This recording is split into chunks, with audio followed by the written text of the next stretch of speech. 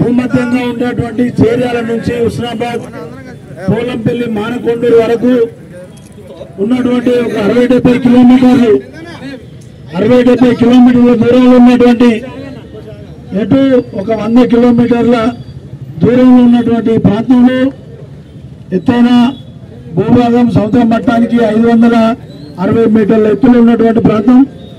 ఈ ప్రాంతం తర్వాత రెండే ప్రాంతాలు ఉంటాయి.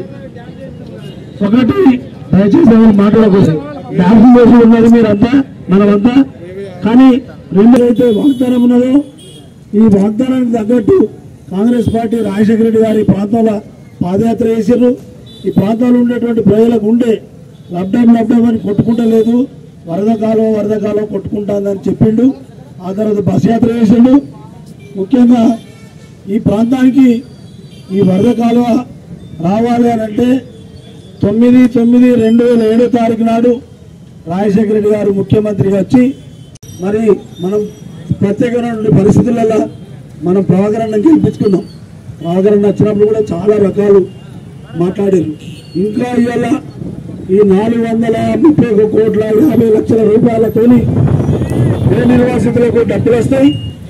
రేవంత్ రెడ్డి గారు ముఖ్యమంత్రి గారు ఈ ప్రాంతానికి ప్రత్యక్షంగా వచ్చి ఎన్నికలు కాకముందు గౌరవెల్లి గండిపల్లి ప్రాజెక్టులు చూసి తప్పకుండా ప్రభుత్వం వస్తే ఈ ప్రాజెక్టులు పూర్తి చేస్తామని చెప్పడం జరిగింది.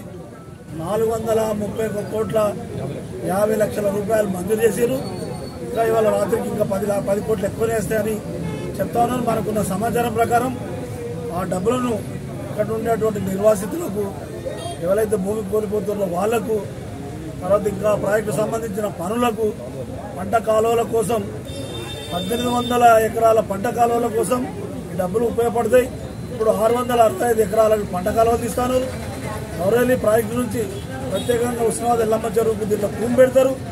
ఆ తూము ద్వారా ఇక్కడికి వెళ్లి రేణుకుంట టాగపల్లి దాకా నది.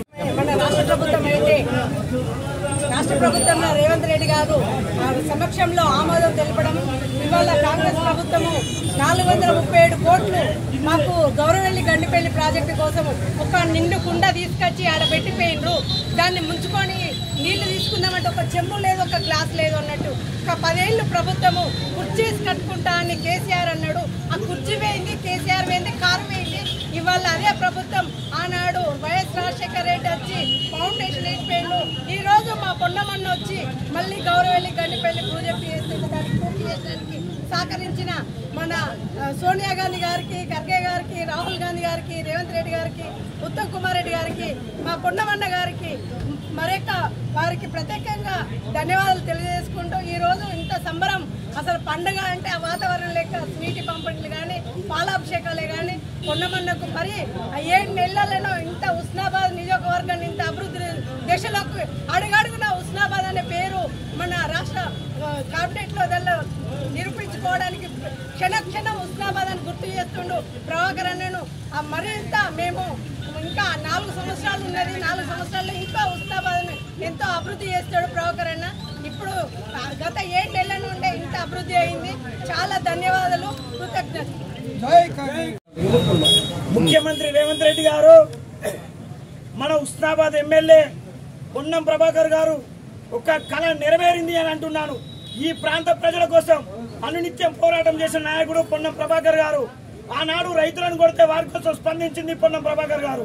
ఆనాడు గౌరవెల్లి ప్రాజెక్టు కోసం ఎందుకు పూర్తయితలేదు, అదే ఆనాడు నేను హరీష్ రావు దగ్గరికి వస్తా పదా అని చెప్పేసి సిద్దిపేటకు వెళ్లిన నాయకుడు పొన్నం ప్రభాకర్ గారు. ఇవాళ ఇక్కడి ప్రాంత ప్రజలు అదృష్టవంతులు. ఎందుకనంటే ఇలా పొన్నం ప్రభాకర్ లాంటి లీడర్ మన హుస్నాబాద్కి వచ్చింది కనుక ఇవాళ మన హుస్నాబాద్ సస్యశ్యామలం అవుతుంది. ఆనాడు కాంగ్రెస్ పార్టీ నుంచి మా ఎమ్మెల్యేగా ప్రభాకర్ అన్న పోటీ చేస్తుంటే ఈయన ఎందుకు వస్తున్నాడు, ఈయన ఏం చేస్తాడు అని అన్నారు.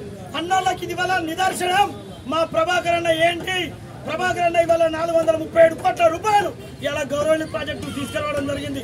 అదొక్కటే కాదు, 18 కోట్ల రూపాయలతో గౌరవెల్లి మన హుస్నాబాద్ ఎల్లమ్మ చెరువును మంచి పర్యాటక ప్రాంతంగా తీర్చిదిద్దడానికి అలాంటి పనులు తీసుకొచ్చిన నాయకుడు మన పొన్నం ప్రభాకర్ గారు. మహాసముద్రం గండి అయితేనేమి, ఇవాళ మహాసముద్రం గండిని కూడా ఇవాళ ఒక పర్యాటక కేంద్రంగా తీర్చిదిద్దాలని ఆలోచన ఉన్న వ్యక్తి మన పొన్నం ప్రభాకర్. అంటే ఇవాళ ఇక్కడ ప్రాంత ప్రజలు ఆలోచన చేయాలి. ప్రభాకర్ అన్నను గెలిపిస్తే ఈ ప్రాంతానికి ఎంత మేలు చేస్తున్నాడో, ఈ ప్రాంతం మీద ఎంత ప్రేమ ఉందో ఒక్కసారి మీరు ఆలోచన చేయండి. అదొక్కటే కాదు, ఇవాళ టీఆర్ఎస్ వాళ్ళు రేవంత్ రెడ్డి ఒక బొమ్మను కాల్చడం జరిగింది. అరే దద్దమ్మలు, మీకేమైనా తెలివి ఉందా? ఆనాడు డికేఆర్ కాంగ్రెస్ లో ఉన్నాడు, సిగ్గుందా అన్నాడు మహిళను. అలాంటిది ఇవాళ మా రేవంత్ రెడ్డి ఏమన్నాడు? ఒక్కడే సవితక్క నీ గుండె మీద చేసుకొని చెప్పు, నేను కొడంగల్లో ఓడిపోతే మల్కాజ్గిరికి వచ్చి నేను పోటీ చేస్తుంటే, అక్క నేను వచ్చేసి నీ కాన్ఫరెన్స్ లో పోటీ చేస్తున్నా, నాకు నీ మద్దతు కావాలంటే తమ్మి నేను నీ పూర్తి బాధ్యత ఇస్తున్నా అని చెప్పేసి మాట ఇచ్చి మాట తప్పిన మూర్ఖురాలు ఇవాళ సబితా ఇంద్రారెడ్డి. ఆయన మాట్లాడితే ఇవాళ సబితా ఇంద్రారెడ్డి ఏమంటుంది? ఆనాడు కాంగ్రెస్ లో ఉన్న రోజు కేసీఆర్ ను తిట్టింది, ఇవాళ వచ్చేసి మీడియా ముందుకు వచ్చి కన్నీళ్లు పెట్టుకుంటుంది బట్టి విక్రమార్క అన్నాడు అని. ఆనాడు బట్టి విక్రమార్క కూడా అన్నాడు అసెంబ్లీలో, అక్క మీరు వచ్చేసి పార్టీ మారొద్దు అని చెప్పేసి మీ ఇంటికి 3 సార్లు రావడం జరిగింది. అలాంటిది ఇవాళ ఎక్కడ పెట్టుకుంటారా ముఖం అని చెప్పేసి మాట్లాడింది. అలా తప్పైంది అని అంటున్నా. టీఆర్ఎస్ నాయకులారా, మీరు ట్రయల్ రన్ చేసే పండుగ చేసుకున్నారు. ఇవాళ మేము 437 కోట్ల రూపాయలు ఆ గౌరవ ప్రాజెక్టు తీసుకొచ్చి ప్రజల గుండెల్లో, వారి కళ్ళల్లో ఆనందాలు చూసే పార్టీ, పనిచేసే పార్టీ, ప్రజల పక్షాన పోరాటం చేసే పార్టీ కాంగ్రెస్ పార్టీ.